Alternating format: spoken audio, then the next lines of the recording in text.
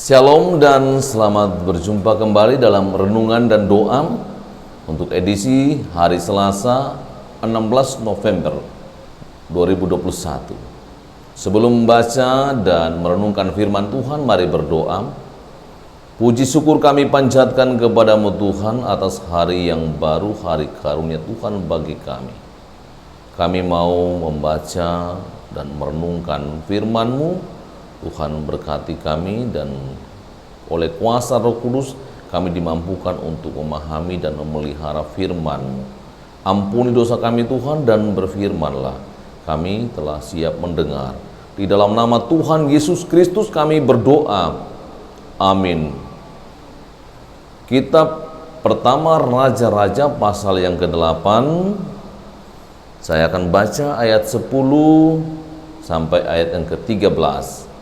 Firman Tuhan berbunyi, ketika imam-imam keluar dari tempat kudus, datanglah awan memenuhi rumah Tuhan, sehingga imam-imam tidak tahan berdiri untuk menyelenggarakan kebaktian oleh karena awan itu. Sebab kemuliaan Tuhan memenuhi rumah Tuhan. Pada waktu itu berkatalah Salomo, Tuhan telah menetapkan matahari di langit, tetapi ia memutuskan untuk diam dalam kekelaman. Sekarang aku telah mendirikan rumah kediaman bagimu, tempat engkau menetap selama-lamanya. Amin. Bacaan firman Tuhan. Renungan hari ini, kemuliaan Tuhan atas Israel. Saudara-saudara yang dikasihi Tuhan, tabut perjanjian adalah simbol dari kehadiran Allah bagi Israel. Dan pada masa keluarnya bangsa Israel dari Mesir menuju ke Kanaan, tabut perjanjian itu diletakkan di dalam kemah suci, sehingga dapat dipindahkan dari satu tempat ke tempat yang lain. Tetapi ketika Israel telah berada di tanah perjanjian, Daud merencanakan mendirikan bait Allah untuk menempatkan tabut perjanjian itu di dalam bait Allah. Tetapi Allah tidak mengizinkan Daud membangunnya. Dan Allah mengizinkan putranya, yaitu Salomo. Dan ketika Salomo selesai membangun bait Allah dalam waktu 7 tahun, mereka bersuka cita dan bersorak-sorak dan mengantar tabut perjanjian itu ke dalam bait Allah. Dan dalam perjalanan kisah itu, keterlibatan bangsa Israel bersuka cita, bersorak-sorak, beribadah, menyembah Tuhan. Dan dalam teks bacaan kita tidak sedikit kurban atau hewan yang dipotong.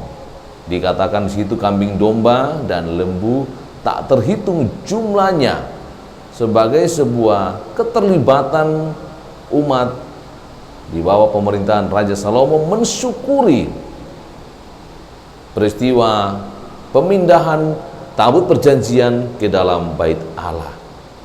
Dan dalam peristiwa inilah hebatnya kuasa Tuhan atas Israel yang membuat Israel itu sungguh bersuka cita atas kemuliaan Tuhan, di mana Allah hadir di saat mereka sampai dan meletakkan tabut perjanjian yang berisi tentang perjanjian Allah di Gunung Horeb yang diletakkan Musa ke dalam peti tabut perjanjian itu. Bacaan kita sungguh sangat menggugah hati kita ketika hadirat Tuhan hadir, umat imam yang memimpin ibadah itu gemetar atas kemuliaan Tuhan. Disinilah Salomo berbicara dengan sukacita. Tuhan telah menetapkan matahari di langit, tetapi memutuskan untuk diam dalam kekelaman. Sekarang aku telah mendirikan rumah kediaman bagimu, tempat engkau menetap selama-lamanya. Suatu keyakinan akan hadirat dan kuasa Allah atas Israel ketika bait Allah telah dibangun. Jadi bait Allah menjadi simbol hadirat dan kuasa Allah bagi Israel. Begitupun dengan kita yang mengamini firman Tuhan bahwa Kristus itu kuasa dan hadirat Allah. Di mana 2-3 orang berkumpul, di situ Ia hadir dan memberkati. Karena itu mari kita melibatkan diri kita dalam seluruh kegiatan ibadah kita, kegiatan pelayanan kita, syukuran kita, sehingga kita dapat terus mengamini bahwa hadirat Allah, kuasa Allah, urapan Allah selalu hadir bagi orang-orang yang sungguh bersuka cita menyembah Dia dalam roh dan kebenaran. Amin. Mari berdoa. Kami bersyukur Tuhan atas sukacita yang dialami Israel, di mana mereka sungguh mengikuti seluruh kegiatan mengantar tabut perjanjian ke dalam bait Allah, dan Allah menyatakan kemuliaan atas Israel. Kami bersyukur Tuhan karena kami percaya di mana 2-3 orang bersekutu menyebut nama Tuhan Yesus, Engkau hadir dan memberkati. Karena itu bersama-sama kami menaikkan syukur atas hari yang baru dan memohon kepada Tuhan Engkau memberkati kami dan menemani kami dimanapun kami berada. Ketika kami lemah dan sakit, Engkau kuatkan dan pulihkan. Seperti salah seorang anak dari anggota jemaat, Bapak Lius Malalun, anaknya yang bernama Ranal mengalami kelemahan tubuh. Engkau Tuhan berbelas kasihan, Engkau sembuhkan. Juga ada saudara kami bernama Aris Mantong, keluarga dari Ibu Patanduk di sektor 7.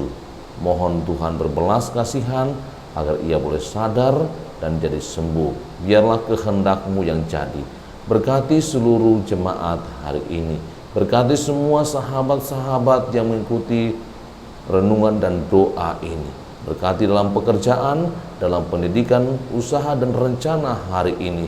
Dan Tuhan tetap melindungi kami sepanjang hari ini dan tidak pernah meninggalkan kami. Engkau Tuhan senantiasa menyertai kami. Di dalam nama Tuhan Yesus Kristus kami berdoa. Amin. Demikian renungan dan doa hari ini. Tuhan Yesus sayang kita semua.